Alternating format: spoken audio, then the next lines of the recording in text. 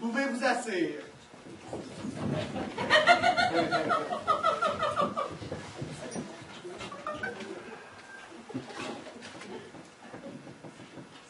Accusé, levez-vous! Vous êtes chevalier de la Légion d'honneur, officier des arts et lettres et membre de l'Académie française. Eu égard à ces titres, le Comité central des femmes libérées du 16e arrondissement a décidé de vous épargner la honte de la justice populaire. Ce procès devrait donc se dérouler à huis clos.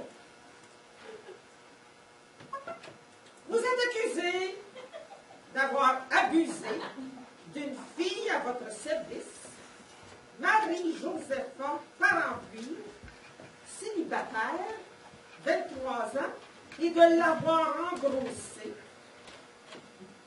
Crime passible des peines prévues aux articles 122, 127, 417 et 445 du nouveau code pénal, c'est-à-dire passible à plusieurs chefs de l'opération capitale, d'une peine allant de 7 à 22 ans d'emprisonnement et d'une amende de 4 000 à 12 000 nouveaux francs. Ces peines pouvant être cumulées. Avez-vous une déclaration liminaire à faire? Je récuse votre juridiction.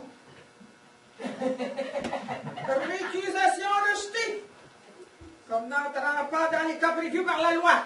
Vous pouvez vous asseoir. Nous allons procéder à l'audition des témoins. Une objection, maître? Madame la Présidente!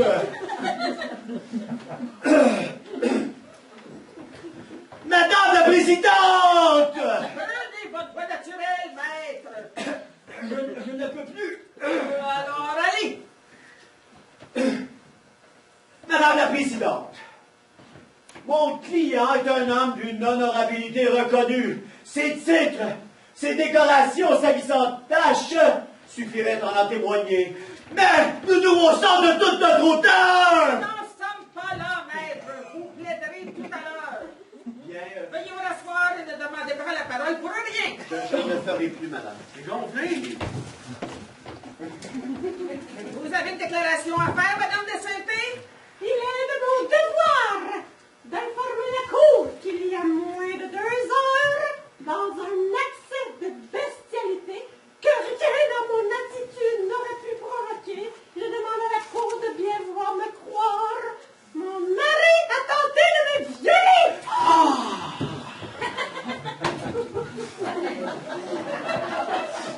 Le tribunal prend acte. Appelez le premier témoin. Flipote le tout blanc, épouse la ficelle, employé de maison. Jurez de dire la vérité, toute la vérité, rien que la vérité. Levez la main droite et dites « Je jure ». Je le jure, Monsieur le Président. Madame la Présidente, Oui, Monsieur. vous êtes au service de l'accusé depuis 1955, je crois. Oui, Monsieur le Président. Madame, vous avez été témoin de l'acte? Oui, oui, Monsieur le Président. Madame, on dit Madame la Présidente. Passons, dites ce que vous avez vu. Ben, j'avais envoyé la petite faire la chambre de Monsieur comme à l'habitude. Moi, j'étais dans la cuisine, je faisais un veau carotte. Je sais pas si vous en mettez, vous, Monsieur le Président, là, dans le veau carotte, là, de l'ail, là, mais moi, j'en mets. Tu sais, je sais qu'il y en a qui n'en mettent pas tout le temps. Venez-en au fait. Alors, je monte en haut pour les dire à la petite d'aller m'en chercher chez l'Italien qui est juste à côté de chez nous. J'ouvre la porte. Il était dessus! Sur quoi? Sur la fille, Monsieur le Président! Ah, dans quelle tenue? Oh, dans sa tenue d'académicien. Il s'habillait toujours comme ça dès le matin. Il disait que ça l'aidait à écrire son article du Figaro. Alors, qu'est-ce que vous avez fait? Oh! J'ai refermé la porte tout de suite, hein, en disant que c'était pas de mes oignons. Puis j'étais allée la chercher moi-même, mon ail chez l'Italien, Monsieur le Président. Puis-je poser une question au témoin? Vous faites, maître. La jeune fille, selon vous, était-elle en train de faire ce lit? Oui, oui, là, Monsieur le Déluc. Laissez-moi, maître. Madame la Présidente, le lit de mon client, si je me souviens bien, n'est pas un lit de milieu. C'est un lit ancien, un souvenir de famille fort lourd, un lit dit de coin. Alors, un lit qui n'est pas aisé à déplacer quand on veut en faire communément le tour. Il est donc courant, je dirais même qu'il est humain, pour s'éviter une trop grande peine, que la personne qui est chargée de faire ce lit soit obligée de se pencher pour border la couverture côté mur, adoptant pour leur service, je l'entends bien, mais tout de même une attitude qui peut sembler une provocation, même une invite. Qu'en pense le témoin qui a dû faire lui-même ce lit? Ah, ben, bien sûr, Monsieur le Déluc, là, il faut carrément se coucher à moitié sur ce maudit-là pour pouvoir le faire. Oh, mais c'est justement à ce moment-là qu'il attend. Que voulez-vous dire par là? Ben là, Monsieur le Président, là, c'est pas à moi de l'apprendre, hein. La femme avait fait la révolution du sang des femmes. Puis elle sait bien que l'homme ne pense qu'à ça. Alors, une jeunette, là, quand c'est dans cette position-là, ben, elle se met à rire, hein, forcément, c'est humain. Et quand on rit, c'est comme si c'était déjà fait, hein. Et ce qui s'ensuit aussi, c'est humain. Oh, j'en ai plus à toutes les jeunes femmes cassées, toutes jeunes comme moi. Devons-nous entendre que vous avez vous-même vécu ce type d'expérience? Ben, moi, j'étais encore joli garçon à l'époque, hein, quand je suis rentrée dans la maison. Et moi, ben, j'étais célibataire, écoutez, mais... De toute façon, ces faits sont antérieurs à la loi et ne peuvent être retenus contre l'accusé. Je vous remercie, vous pouvez aller vous rasseoir. Pas de question, maître? Une question, si vous le permettez, Madame la Présidente. Si mes souvenirs sont exacts, la chambre de mon client est une très vaste une très vaste pièce. Le client est resté sur le seuil. Il devait être à 5, peut-être même à 6 mètres de distance. Et il a refermé la porte aussitôt. Il nous l'a dit. Le témoin, sur la foi du serment, peut-il affirmer que nous n'étions pas tout simplement en train d'aider cette jeune fille à faire ce lit sans nous préoccuper d'autre chose? Mais voyons, Monsieur le Déluc, vous étiez même pas là. Monsieur, il était seul. Le tribunal me permettra de passer outre. Mais je reconnais là, mesdames de la cour, une des manifestations de la profonde gentillesse humaine de mon client, qu'aucun témoignage, j'en parierais ma tête, ne viendra infirmer au cours de ces débats. Madame Fripolle, à votre âme et conscience, pouvez-vous affirmer que mon client, dans sa grande bonté, n'était-il pas tout simplement en train d'aider cette jeune personne à faire ce lit que vous-même vous trouvez fort malcommode? Mais bien sûr que si, Monsieur le Déluc. Témoin maître, c'est tout ce que je voulais vous faire dire. Mais c'est justement comme ça qu'il s'y prenait, le gros malin. Il vous disait, attendez, je vais vous aider, mon enfant. Ah, il n'y avait pas de quoi fêter un chat, là.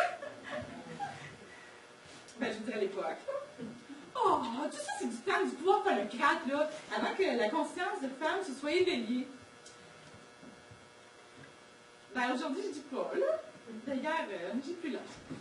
Eh bien, asseyez-vous. La matérialité du fait semble ne plus nécessiter aucun témoignage. Nous avons d'ailleurs au dossier l'aveu de la victime et l'extrait de naissance de l'enfant dont la date corrobore avec les faits. Vous reconnaissez-vous comme le père de cet enfant? Ben, bien sûr, c'est moi qui l'ai fait. Je demande seulement qu'à le voir, je ne l'ai jamais vu. On m'a escamoté le tout. La loi s'y oppose. L'article 702 dit « Les coupables d'amour illégitime doivent être séparés et toute mesure administrative prise pour qu'ils ne puissent retrouver leurs traces. » La fille m'avait avoué qu'elle était grosse, mais le calcul des dates est incertain. En fait, maternité, elle n'était pas vierge. Je ne me fierai qu'à mon nez. A-t-il mon nez? Quelqu'un parmi l'assistance a-t-il vu l'enfant? Moi, Monsieur le Président. Madame la Présidente. Oui, madame. Flipote le peau blanc, épouse la ficelle. Le tribunal va entendre votre témoignage sur ce point et sur la foi du serment que vous avez prêté tout à l'heure. Quand avez-vous vu cet enfant et en quelles circonstances? Mais c'est moi qui ai amené la petite à l'hôpital en catastrophe. Oh, elle ne nous l'avait pas dit qu'elle était enceinte, hein? Elle nous avait dit qu'elle avait mangé trop de pâtes. C'est pour ça qu'elle était trop pris de poids. Oh, elle a failli nous le faire dans la cuisine. Puis à l'hôpital, ben, c'était moi que l'infirmière est venue me le montrer en pensant que j'étais la mère. Pouvez-vous décrire cet enfant? Oh! Il était tout noir! C'est un petit Sénégalais! C'est l'hiver de Chipotin qu'elle fréquentait avant. Elle était tout le temps doutée. Ah, on aurait plus ces ennuis-là à la Sixtine. Le tribunal remercie le témoin et prend acte. Vous pouvez vous rasseoir. Accusé, ce témoignage de la dernière minute vous lave de l'accusation du crime de paternité illégitime prévu à l'article 445. Vous restez cependant justifiable du crime de fornication avec une personne à votre service commis sous le toit conjugal. Crime qui est d'ailleurs sanctionné de la même peine. Nous allons maintenant entendre des témoins de la moralité pour se faire une idée exacte de votre personnalité. Appelez le témoin suivant. Mireille Parapluie, 24 ans, employée de maison.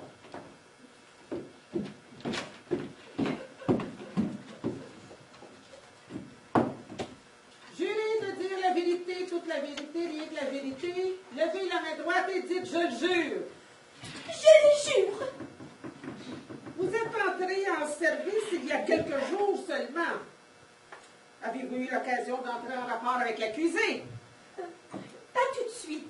Madame a d'abord voulu m'expliquer les habitudes de la maison. Ensuite, elle m'a longuement parlé de monsieur. Elle m'a dit qu'il était dangereux, même à la laisse. Enfin, je vais dire attaché. De quel terme, Madame de Saint-Pé, s'est-elle servie pour vous décrire son mari? Eh bien, je ne sais pas, moi. Comment vous ne savez pas? Vous avez juré de dire toute la vérité. Bon. Madame m'a dit que monsieur était un vieux cochon et un sournois.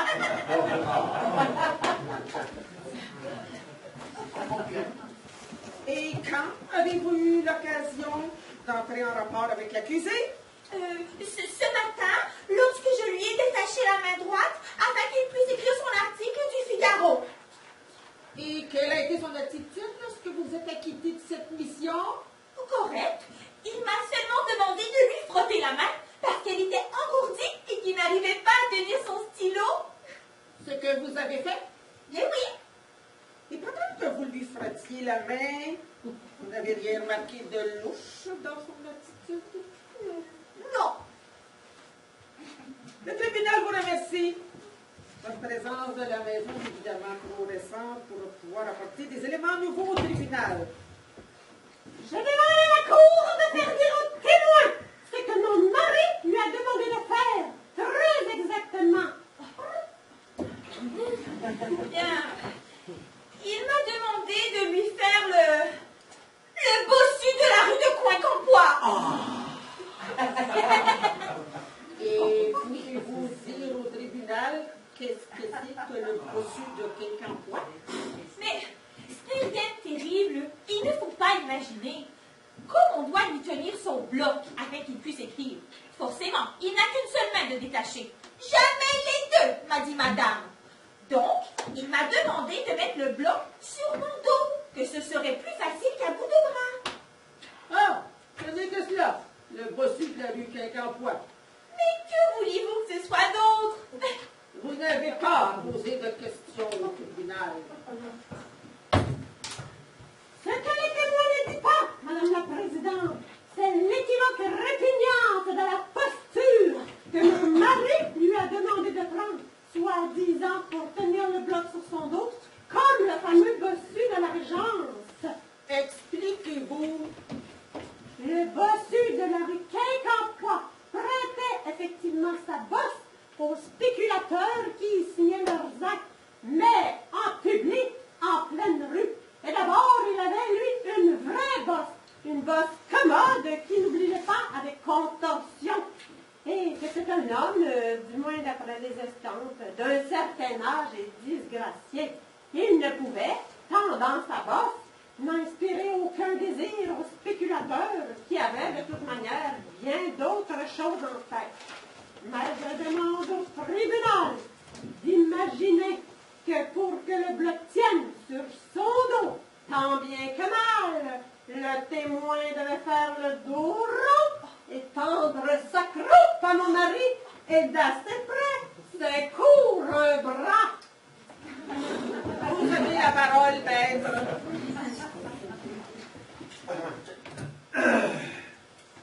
Je demande au tribunal d'apprécier. Je fais le dos rond. Je mets un bloc sur mon dos. Ah, évidemment, il faut que le bloc tienne. Alors, je fais le dos rond. Je tends ma croupe.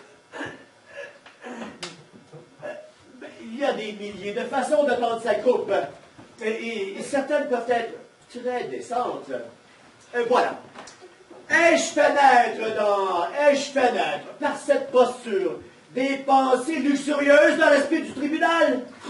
Assoyez-vous, maître. Votre démonstration n'est pas du tout convaincante et de plus, vous manquez de respect au tribunal. Nous allons procéder à une reconstitution. Accusé, levez-vous. Que le témoin prenne la posture qu'il a eue ce matin pour aider à écrire.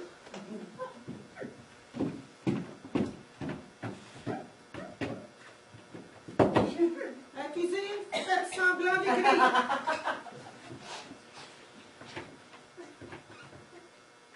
La seule chose, c'est que lorsqu'il écrit vite, ça chatouille. C'est bien, vous pouvez vous rasseoir. L'incident est clos. Le tribunal ne retient pas à la charge de l'accusé d'avoir fait reposer le bloc sur le dos du témoin. La défense remercie le tribunal de sa compréhension. C'est trop facile! Je demande au tribunal d'imaginer quel genre de pensée se pressait dans la tête de mon mari, tandis que cette fille s'offrait ainsi. Le tribunal ne peut apprécier que les faits. Mais le témoin n'a rien remarqué de louche dans l'attitude de l'accusé pendant le temps qu'il écrivit l'article. Non, monsieur le président. Madame la présidente. Veuillez m'excuser, madame la présidente, mais je suis tellement perturbée. J'ai déjà fait 3 places avant et on ne m'a jamais accusé d'avoir tenté d'allumer mon patron. Jamais. J'ai mon honneur, moi aussi. Et il n'y a pas que madame qui en a un. On a fait la révolution pour sa merde. Calmez-vous. Vous n'êtes pas suspecté. Allez vous rasseoir. Nous avons encore un témoin parmi les employés de maison, je crois.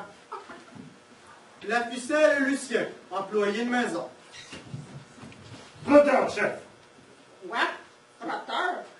Je suis frotteur, je frotte. Ce n'est pas ce qu'on vous demande. Avancez-vous à la barre.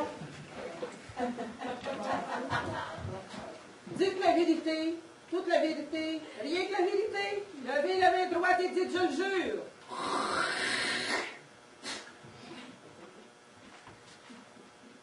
Je le jure sur la tête de ma femme. On ne vous demande pas sur la tête de qui vous jurez. Depuis combien de temps travaillez-vous chez la fusée? 11 ans, chère Madame la Présidente. Madame la Présidente, suffit. Et vous entendiez bien avec lui? Comme cul et chemise. Le tribunal vous demande de surveiller vos expressions. Et vous dites que vous êtes frotteur. Est-ce que votre service ne devait pas le mettre en rapport direct avec la fusée fréquemment? Mais oui, mais bien sûr.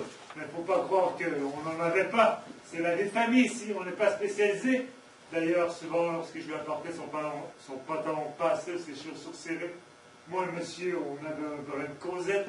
Monsieur aime parler avec le peuple, et moi, j'aime parler avec les intellectuels. Du coup, ça me cultive. D'ailleurs, depuis qu'il était au poteau, c'est moi qui le faisais manger. Et il n'était pas toujours commode, le lapin. Une bouchée pour maman, une bouchée pour papa. Ça en prenait des farces, surtout lorsque c'était des épinards. Monsieur n'aime pas les épinards, mais ce n'est pas un mauvais patron. Dans ces moments d'intimité, est-ce qu'il vous est arrivé qu'il vous décrive ses confidences sexuelles, par exemple? Bien sûr qu'il essayait, mais moi je n'écoutais pas. Défendu! Et la ficelle, il obéit aux consignes. Déjà pendant la guerre, les officiers disaient « Avec la ficelle, on est tranquille. L'ordre, c'est l'ordre. » Alors je n'écoutais pas. La consigne, défendu! Mais, bien sûr, on a des oreilles, c'est humain. Alors, j'entendais. Quoi, par exemple? Rien de sérieux, sans ça j'aurais aimé. Mon rapport, vous croyez, hein? Des réflexions sur de jolies minettes, sur des fesses qu'il n'y avait plus, des regrets, quoi. Il faut être franc, non, toujours avec les chiens. Monsieur regrettait un peu le pouvoir phallocrate. Il était comme beaucoup qui n'avaient pas accepté de bon cœur la révolution. Mais moi, dans ces moments-là, de marbre, jamais un mot déplacé, même un verre dans le nez, jamais une allusion. Vous pouvez demander à Flipote, ma femme. Moi, les jolies minettes, je ne les vois même pas. Je suis recto là-dessus. La consigne. Un curé. Vous sortez du sujet et vous n'avez pas nettement répondu à ma question. Du temps de sa liaison avec la fille parempluie, est-ce que la fusée vous a fait des confidences sur elle? C'était pas le genre de monsieur. Moi, il m'arrivait de dire lorsqu'elle sortait de la pièce, comme ça, pour tâter, pour voir, au cas où j'aurais été amené à refaire un rapport à mes chefs. Elle est joliment roulée, la petite. Mais il ne répondait pas. Il travaillait dans l'ombre. C'était un homme secret, monsieur. Vous est-il arrivé de les surprendre ensemble?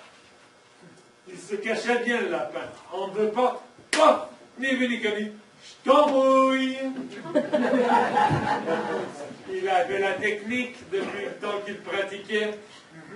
Remarquez, ce pouvait être dans la chambre de monsieur au moment du ménage, ou encore dans la tour en haut dans son bureau, lorsqu'elle venait lui porter son petit déjeuner, pas son dessert.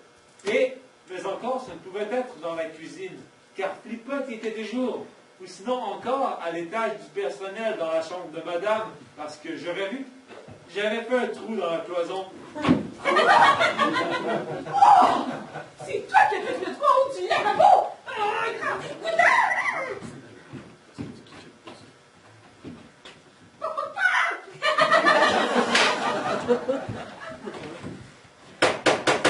Silence tous les deux, je fais évacuer la salle. Femme Flipote, rassoyez-vous. Rassoyez-vous!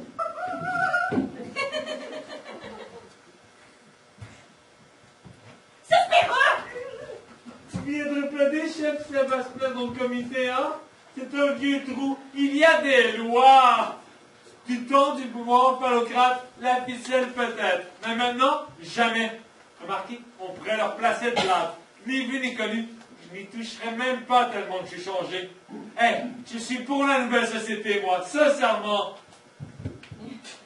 Il tient même plus ton plan. Je l'ai fait tomber l'autre jour en essuyant. Mais il a tendance à sécher comme tout plâtre. tout s'use. Notre patience aussi s'use. Vous n'avez aucun fait précis à rapporter contre l'accusé. Je vous ferai remarquer que vous avez tout intérêt à vous désolidariser de votre phallocrate de patron. Les soupçons de votre femme pourraient amener le dépôt d'une plainte et, entendons-nous bien, je ne fais aucune pression sur vous.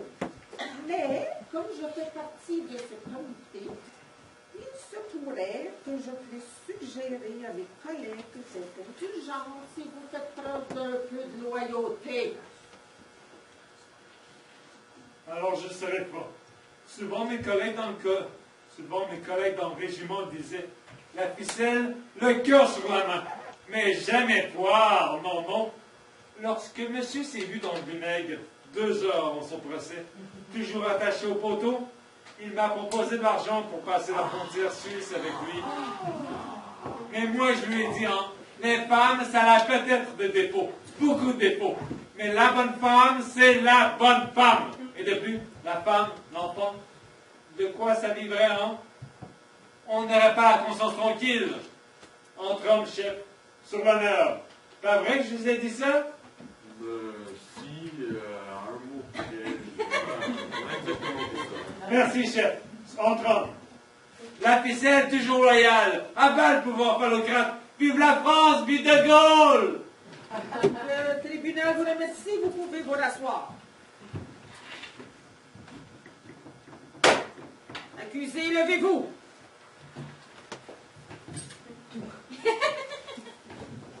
La déposition du témoin oblige la Cour à joindre à vos différents chefs d'accusation celui de tentative de fuite en pays étranger qui tombe sous le coup du nouvel article 813 et qui est passible d'une peine de 5 à 10 ans d'internement et dans un camp de travail disciplinaire. La séance est levée. Quand je serai si vieille que je ne voudrais plus de monde, quand le cours de ma vie serait creusé de routes et de traces de plein de beauté et de tout, alors je demanderai